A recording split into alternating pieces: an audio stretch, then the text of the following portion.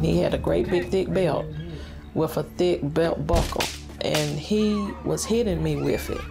And I knew if I didn't get him off of me, it's no telling what would happen. Helen Burton was 16 years old when she had her first serious boyfriend. Almost immediately, the relationship turned violent. I was getting deceived saying, well, maybe it's something I didn't do. You know, maybe just because I didn't have a couple of beers in the refrigerator, maybe that's what made him jump on me.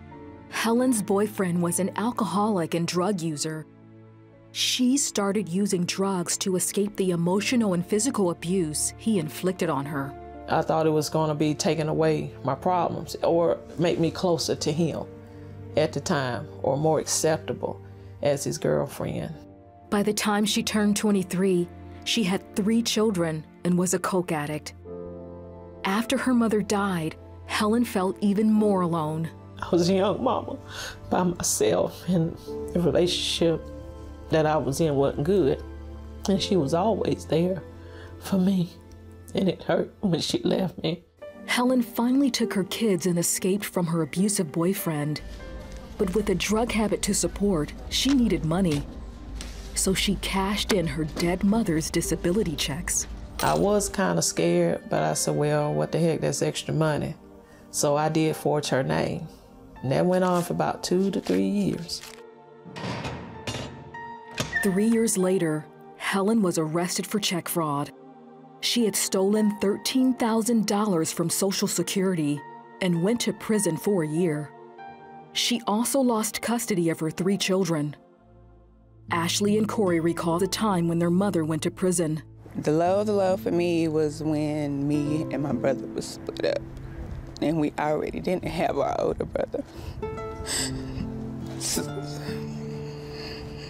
I did blame my mother because we never would have had to go stay with anyone else if she didn't make the mistakes she did at the time. I thought it was probably that she didn't want to be, she didn't want to be in our lives, or she didn't love us. After prison, Helen got 2 fast food restaurant jobs to support herself. But she still had a drug habit that she couldn't seem to kick. Within a year, she had stolen $10,000 from her employer's cash drawers and was arrested and sent to prison again. I said, I gotta get myself together. But it's just like a revolving door. I don't know what to do. I didn't know who to reach out to for help or anything. When Helen got out of prison, she was able to get another fast food job as a manager. But she continued doing drugs. One night after closing the restaurant, Helen counted out all the cash registers, which totaled $2,500. She was tempted by all the cash in her hands. That's when she said she heard the voice of God. I heard him say, Helen, don't you take that money. Oh, it's okay, I can make up this, I can make up this. I take like $60, it was like $2,500 in that bag. Helen, don't you take that money. Instead of depositing the money into the bank, she went on an all-night drug binge. The next morning, the police came to her home to arrest her. That led to Helen's final trip to prison. There, she went to a Bible study. When she returned to her cell, she prayed to God to help change her.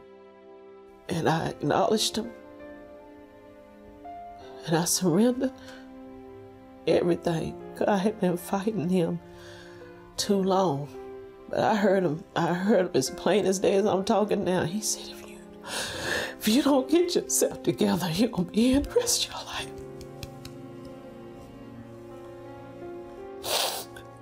And from that moment, that's what I knew.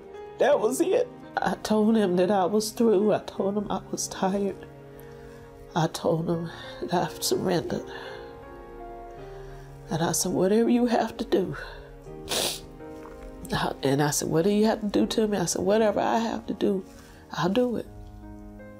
And that's how it started. Helen began to read the Bible and learn more about herself. It was becoming alive to me that I am unique. I am special. I'm somebody. I'm created in your likeness and in your image, Lord. And that's what started me on that journey. It just gave me a sense of peace, even in that prison. I was able to smile again I was able to begin to forgive myself of a lot of stuff that I'd done. Helen left prison 11 years ago and never did drugs again. She's been reunited with her children. Today I would tell my mom, you are a very strong woman. You came from the lowest of the low to a good place. She's conquered a lot. I'm just happy that, you know, he had mercy on her and gave her another chance. Helen also made restitution for all the money she stole from her former employers. She frequently visits other prisoners and tells them about the one who changed everything in her life. I give all thanks to God for my deliverance. I thank Him that He never gave up on me.